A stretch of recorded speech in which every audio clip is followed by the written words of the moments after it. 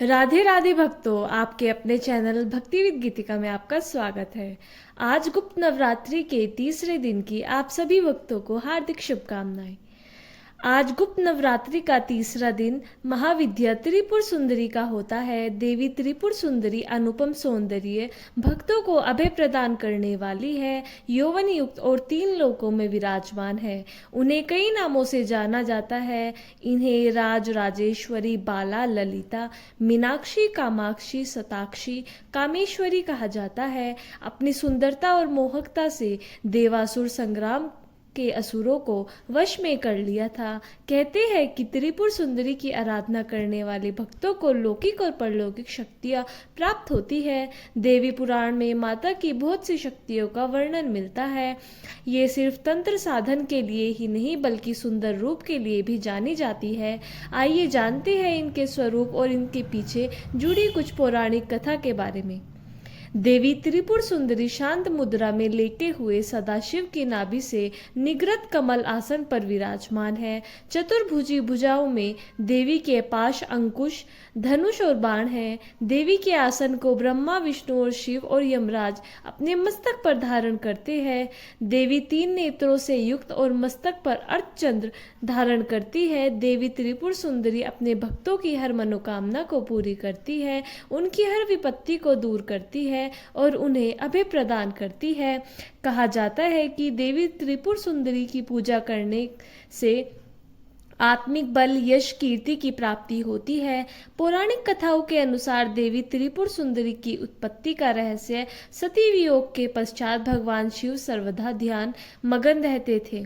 उन्होंने अपने संपूर्ण कर्म का परित्याग कर दिया था, जिसके कारण तीनों लोग के संचालन में व्याधि उत्पन्न हो रही थी। उधर तारकासुर ब्रह्मा जी से वर प्राप्त किया कि उसकी मृत्यु शिव के पुत्र द्वारा ही होगी। समस्त देवताओं ने भगवान शिव को ध्यान में जगाने के लिए कामदेव और उनकी पत्नी रति देवी को कैलाश भेजा। कामदेव ने कुसुम सर नमक मोहिनी वान से भगवान शिव पर प्रहार किया।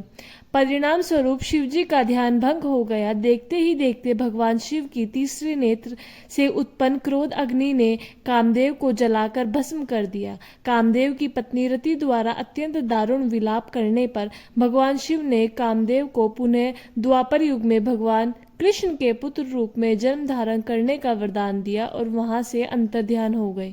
सभी देवताओं और रति के जाने के पश्चात भगवान शिव ने एक गुण द्वारा कामदेव के भस्म से मूर्ति निर्मित की गई। उस मूर्ति से पुरुष पैदा हुआ। उस पुरुष ने भगवान शिव की स्तुति करी। इसके बाद भगवान शिव द्वारा उसका नाम भांज रखा गया।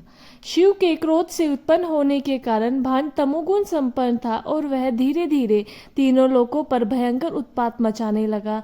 देवराज इंद्र के राज्य में समान ही भांडासुर ने स्वर्ग जैसे राज्य का निर्माण किया तथा राज करने लगा। तदंतर भांडासुर ने स्वर्गलोक पर आक्रमण कर देवराज इंद्र और स्वर्ग राज्य को चारों ओर से घेर लिया। भयभीत इंद्र नारद मुनि की शरण में गए और इस समस्या के निवारण का उपाय पूछा। देव ऋषि नारद ने आदिशक्ति की यथा विधि अपने रक्त तथा मांस से आराधना करने का परामर्श दिया। देवराज इंद्र ने देवी की आराधना की और देवी ने त्रिपुर सुंदर स्वरूप से प्रकट हो भांडासुर का वध कर देवराज पर कृपा की और समस्त देवताओं को भयमुक्त कर दिया। भक्तों, ये थी माता त्रिपुर सुंदरी की कथा। वीडियो अच्छा लगे तो लाइक करें, चैनल को सब्सक्राइब करें और आगे आने वाली वीडियोस के लिए चैनल पर बने रहें।